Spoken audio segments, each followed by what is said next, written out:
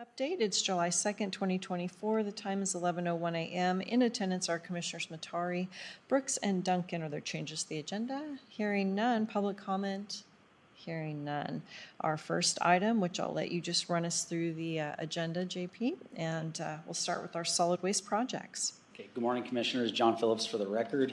This is your July 2nd, 2024 solid waste quarterly update. I'll begin by running through the agenda as Leslie requested. If you have any questions, just feel free to interrupt me, or just as we go along, just go ahead and interject them. So starting with projects for the year, the Ramsey transfer station, that new public drop-off area that we've been working on for a while, the design and the future construction. As you know, as a recap, Jacobs Engineering and Kootenai County worked together to finalize that design and layout for the future self-service dump area.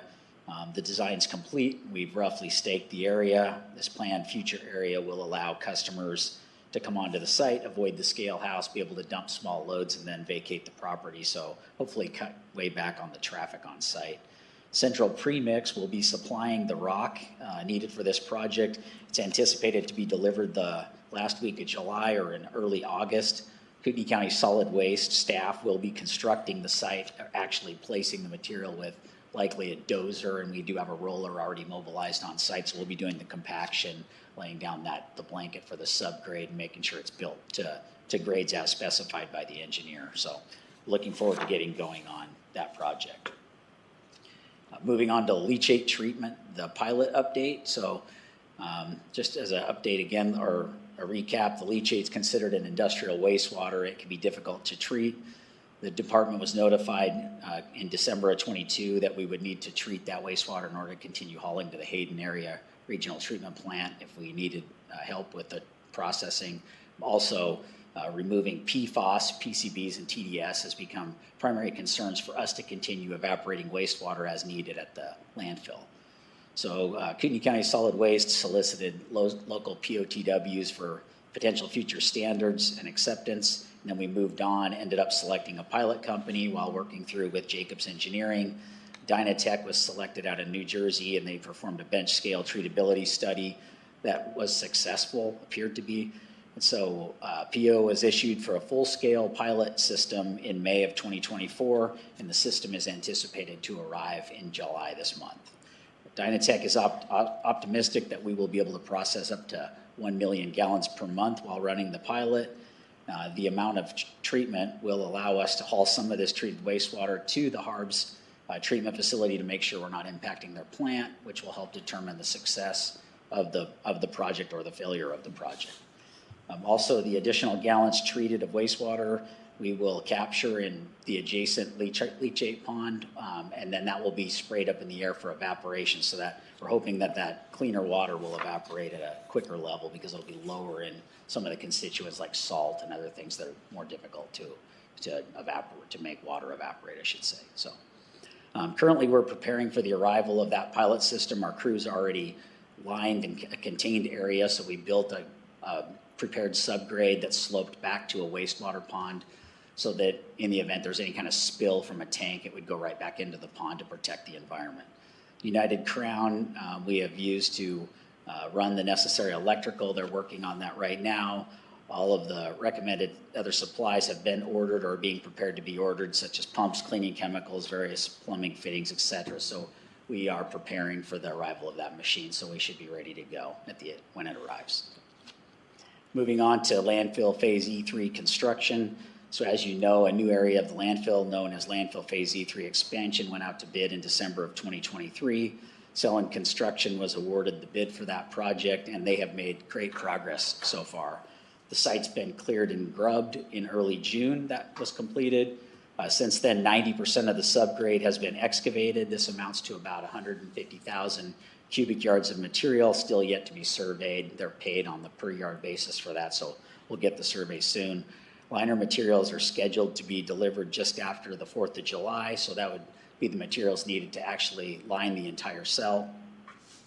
The high-density polyethylene pipe that's used for the landfill gas and leachate collection portions of the job have been delivered, and the contractor's been welding these materials together as required. As far as I understand, they're about to do a pressure test on those lines any day now, so they're moving along nicely. A large sand stockpile has also been placed on the site in anticipation of when that liner goes down. The contractor will be ready to start laying the necessary sand in for the drainage layer and the protection layer of the bottom of that landfill right after they get the liner down. So, so far we're off to a really good start and on track for this project to be complete on time or early. I'd love to say early, but you just never know what you could run into with the weather. But it's supposed to be completed in December, so we're on track to easily accomplish that at this point. Moving on to Fighting Creek landfill operations, the garbage volumes appear very normal for this time of year. The crew's been focusing on daily operations as well as getting intermediate soil cover placed on the outside slope. So that's a 2-foot soil layer that covers the garbage and then allows you to sheet storm water and plant erosion control on that. Soon we'll be installing additional stormwater control and erosion control measures in anticipation of this upcoming wet season, which usually kicks off in October. So we want to get all of that stuff taken care of by then. Moving on to the landfill gas system. Overall, the gas system has been operating very well. The crew's been installing horizontal landfill gas collection devices just ahead of the refuse placement. We do this to minimize odors while performing this necessary work so the crew can excavate and place the pipes into the garbage layer and then take that dirty garbage and put it into the clean garbage that's coming in and minimize those odors. Currently, we're collecting about 1,350 standard cubic feet per minute of landfill gas with that gas collection system. Approximately 1,000 standard cubic feet per minute is being used by the gas-to-energy plant and making electricity. The balance is combusted via our landfill gas flares according to the permits set out by the state. Moving on to transfer station operations. Transfer station operations have picked up greatly, which is again typical for this time of year. Our crews have been doing a great job at both transfer stations, and operations have been very smooth. Relatively few complaints. Of course, we do get a few as the days are sometimes very busy. We are nearly fully staffed and have been getting new employees up to speed very quickly. Both the Ramsey and Prairie transfer stations have had seal coating and crack filling completed on the sites. And Ramsey had a couple of areas of asphalt that had settled over the old area of the landfill where we had to actually remove some asphalt and then have the subgrade fixed and then asphalt to make sure that we don't have puddles and holes for vehicles to drive through. Big thanks to the public for being patient during that process since it was right at our main entrance. And I know it was kind of inconvenient, but that's complete, looks good. I would also like to give a public thank you to our crew members with our entire team for the good job that they do each and every day. And I feel lucky to have such a great team. I still feel that way. So rural site operations. Sunshine Recycling has continued mostly doing a very good job with the haul of the refuse from the rural collection systems to the transfer station, but they've recently had a few hiccups. Via the contract, of course, we're holding them to what is stated, but they have had some recent turnover, which experienced some delays in the southern pickup of the garbage over the last week. They have drivers now up to speed and assured us that we won't have any other delays. Sunshine did do their end of what they're supposed to do, and they cleaned up those sites, but they did overflow for a couple days there. Not that they were still hauling every day, but they needed to haul more. So they're currently it's alleviated, and the sites look good right now. So I do want to thank the public also here for being supportive when based on these issues I've described. So sometimes the public's inconvenienced if they're driving up and the sites are full. So I appreciate them not dumping their material on the ground and holding it just until the next day when it's dumped. So thank you very much.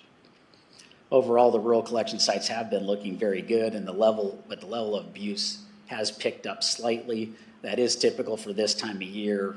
People just want to get rid of their waste and sometimes skip driving to the transfer station or place large items on the ground. We do have an employee that daily works on keeping these sites neat and tidy by cleaning up. And all rural collection sites with gravel lots also did receive dust control recently in May and June to minimize the dust-free users. And so that's been working out fairly well. The Chilco site, if we look at that site, it's scheduled for seal coat July 25th and 26th. We will likely need to close that site on the 25th.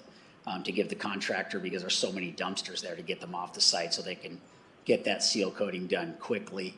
And then But we will have to possibly divert some of the traffic to the Athol site for one day, and we will advertise for that, and there will be some containers available at the Chilco site outside the gate that we can accept some garbage in. We will have staff there, but we may need to divert traffic as those containers fill. Just an update, moving on to the Wolf Lodge property in regard to rural sites. As you know, we purchased that Wolf Lodge property with the intention of the construction of a future staffed rural collection site on the property. The owners that were going to be allowed to stay in there for a few months after the sale have vacated the property, so it's 100% ours. This site will allow for future consolidation of some of the other sites and give us better control by minimizing abuse of those rural sites that are out there that are unlocked and unstaffed. Currently, I've reached out to JUB Engineering for a scope and a cost estimate on the design of the future site, as well as assisting with necessary permitting. So we need to get that design before I can proceed with the necessary permitting. So look for me working on that. I will keep the board posted as things progress with that project. And how are we doing with the CUP process and the approach permits and all that?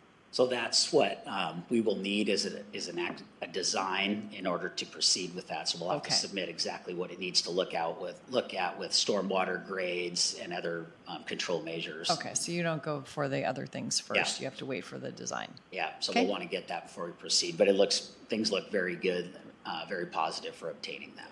Okay. Moving on to patrol and public education in regard to rural sites, I always include this. It's very important. The Sheriff's Department continues to do an excellent job patrolling and educating the public at these facilities located throughout the county. I did run into a deputy or an individual this morning at the Kidd Island Bay site overseeing the property, and I thanked him for his service because it does look good and it does make a difference when they're there. This effort is appreciated and necessary to maintain some level of control over our unstaffed sites. Since the Sheriff's Department started this patrol, the level of abuse has been greatly reduced, and this saves many man-hours of cleanup each week by our own personnel. So moving on to that, I'm going to shift to solid waste statistics as the final item. There's a handout that I did pass out. We'll run through those numbers. Some numbers are kind of surprising, so I'm comparing 2023 versus 2024 from January through May, so the same time frame of each year. So if you look at Ramsey, you can see that the customer count is actually down 5.64%, and the waste is down 1.42%. So that's pretty interesting. And you look at the Prairie also, the same thing. You have customers being down 3.8% and tonnage being down 5.16%. So you look at the landfill, and the tonnage isn't down as much, but it's also down. So I don't know if there's a downturn in the economy that we're starting to see, but the tonnage, it does surprise me a bit that we are down at this point. You can see, though, that the landfill is not down as much as what we see at the transfer station. So we have been diverting large commercial loads. So when they're doing demolitions of houses and things like that, several dump truck loads of material, we've been sending that directly to the landfill at a reduced rate because we can avoid loading that into our trailers and paying for it to be hauled. So 2,150 tons has been diverted and hauled directly to the landfill. So that has helped out at the transfer stations. When you move on to the rural sites are actually up 7.99%, and the tonnage is up. So that tells me that there's more customers using our rural sites, but that is to be expected because we see more subdivisions being built in areas outside of city limits. So those customers are using these sites. At this time, the sites are not overrun or anything like that. We're not having any major difficulties. So the system's working pretty well. So, any questions about any of that stuff I covered? No, I think you're doing a fantastic job, especially when you look at how much controversy there is here in the room. So I appreciate it, Bruce. Thanks. We're Doing trying a to good stay job. on top of it. Our department is concerned with growth also, and so we're always trying to keep our eye on making sure we have enough space at the landfill for future dumping, and that's what keeps rates down for the public, is because we own that landfill and operate that landfill. And then also making sure our sites, we do have a plan in place for a future expansion of the Ramsey transfer station if the commissioners wish to go that route at some point in the future. But I don't anticipate we will need that for a number of years at this point.